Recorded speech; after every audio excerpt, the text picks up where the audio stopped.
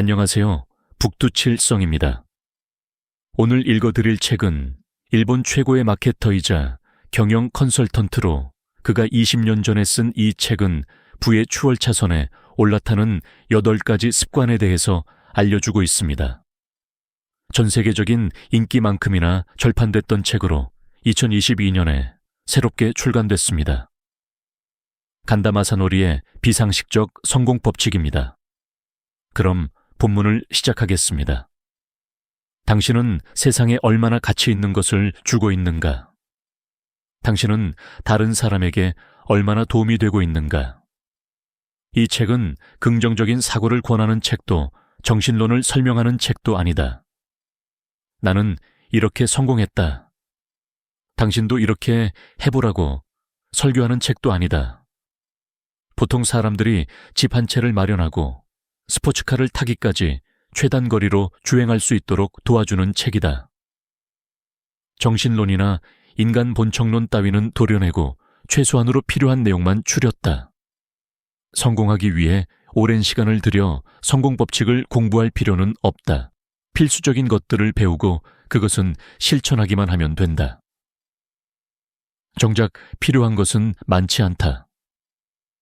상식적인 성공 법칙은 왜 실제로 도움이 되지 않는 경우가 많을까? 나는 그 이유를 어느 정도 돈을 번 이후에야 알게 되었다.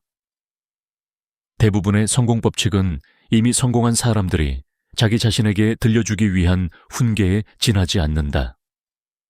그래서 성공한 사람들에게는 대단한 의미가 있다. 성공한 사람들이 가장 두려워하는 것은 오만해지고 우쭐해진 자기 자신이다. 그들은 스스로를 다스리기 위해서라도 겸허하지 않으면 안 된다. 운이 좋았을 뿐이다. 행복은 돈으로 살 수 없다. 사람과의 만남이 중요하다. 이런 상투적인 말을 되풀이한다. 성공한 사람이 말하는 성공 법칙 중 대부분은 그들이 더욱 성장하기 위해 만든 법칙들이다. 보통 사람들은 이런 성공 법칙을 순진하게 그대로 받아들여서는 안 된다. 우선순위가 다르기 때문에 역효과만 날 뿐이다. 세상에는 4가지 유형의 사람이 있다. 돈이 많은 사람, 돈에 쪼들리는 사람, 마음이 풍요로운 사람, 마음이 가난한 사람이다. 유감스럽게도 대부분의 인간은 태어나면서부터 악의 감정에 떠밀려 움직이게 된다. 돈에 쪼들리고 마음도 가난하다. 이런 사람을 보통 사람이라고 부른다. 돈과 마음을 한꺼번에 모두 얻기란 여간 어려운 일이 아니다. 말 한 마리가 갈림길에 서 있다. 이쪽에는 물 저쪽에는 건초가 있다. 말은 어느 쪽으로 가면 좋을지 망설이다가 굶어 죽고 말았다. 당신도 그 말과 똑같은 상태가 될 수 있다. 우선은 자신이 가진 악의 에너지를 활용해서 단기간에 금전적으로 안정 궤도에 오른다. 그런 후에 마음도 풍요로워지도록 필사적으로 노력한다. 즉, 돈과 마음을 동시에 겨냥하는 것이 아니라 일단 돈에 우선순위를 두고 그런 다음 필사적으로 마음을 연마하는 것이다. 악의 에너지를 활용한다는 말은 무슨 뜻일까? 악의 감정은 질투, 적대심, 체면, 허영심과 같은 감정이다. 악의 감정은 높은 에너지를 갖고 있다.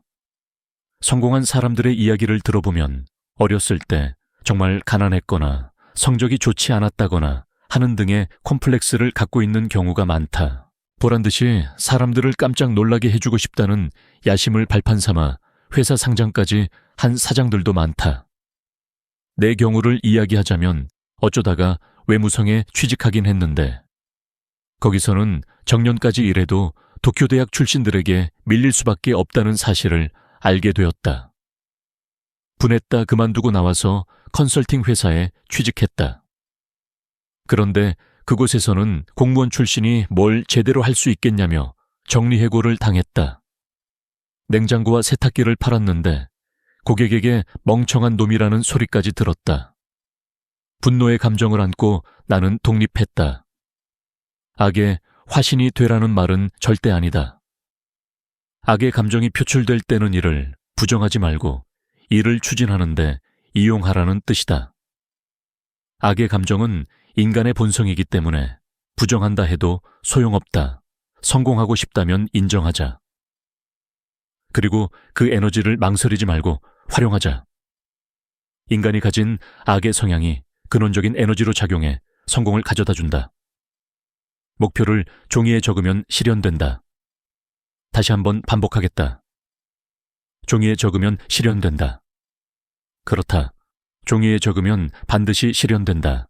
성공하느냐 못하느냐는 자신의 꿈과 소망 목표를 종이에 적느냐, 적지 않느냐, 단지 그 차이밖에 없다. 하지만 그런 일은 있을 수 없다고 생각하기 때문에 아무도 시도하지 않을 뿐이다. 좋은 목표를 설정할 때 가장 중요한 것은 자신이 정말 하고 싶은 일을 찾는 것이다. 정말로 하고 싶은 일을 찾으려면 반드시 다음 과정을 시도해 보길 바란다. 우선 종이 한 장을 준비해 하기 싫은 일을 적어라. 하고 싶은 일을 정확하게 찾기 위해서는 먼저 하기 싫은 일부터 명확하게 골라내야 한다. 이것이 포인트다. 하기 싫은 일과 하고 싶은 일을 확실히 구분하라. 하기 싫은 일과 하고 싶은 일을 하나하나 적다 보면 도대체 내가 무엇을 위해 살아가고 있는지를 생각하게 된다. 그것이 바로 미션, 즉 사명감이다. 인생을 살아가는 목적의식이라고 해도 좋다. 미션이 없어도 사는 데는 지장이 없다. 미션에 대해 생각해 본 적이 없는 사람도 많다. 하지만 미션이 있는 것과 없는 것에는 커다란 차이가 있다. 어떤 차이일까? 자신이 하고 싶은 일이라면 그것이 어떤 일이든 실현하는 속도가 빨라진다는 것이다. 누구든 일상적인 활동에서 목적의식을 갖게 되면 뇌의 안테나는 그 목적의식에 초점을 맞춰 아주 민감하게 반응해 필요한 정보와 자원을 효율적으로 확보한다. 결과적으로 필요한 것이 가장 적절한 시기에 생기고 자신이 원하는 것을 보다 빠르게 실행할 수 있게 된다. 아직 미션에 대해 생각해 본 적이 없다면 다음 질문을 해보자. 앞으로 6개월밖에 살지 못한다면 나는 무엇을 해야 할 것인가? 남은 6개월 동안 돈을 한 푼도 벌지 못한다고 해도 내가 해야 할 일은 무엇인가? 이 질문에 대한 답을 실행하는 것이 인생을 살아가는 당신의 미션이다. 도대체 왜 목표를 종이에 적으면 실현되는 걸까? 정말 신기했다. 그래서 조사를 해보았다. 그 결과 뇌의 메커니즘에 그 이유가 있다는 사실을 알게 되었다. 간단히 말하면 뇌는 당신이 어떤 질문을 하면 고도로 정밀한 안테나를 세워 그 질문에 필요한 정보를 수집하기 시작한다.